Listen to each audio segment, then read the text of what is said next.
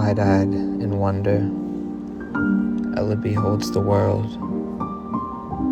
How old are you? Her grandfather asks. She holds up 5 fingers. Ella traces her grandfather's mosaic of wrinkles, touching his face with those same 5 fingers. Seeing tears from in her dark, dark eyes, he asks, why so sad?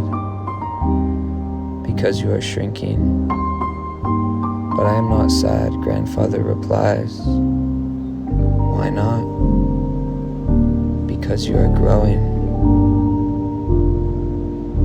I want to tell you about the sunflower I found on the sidewalk yesterday.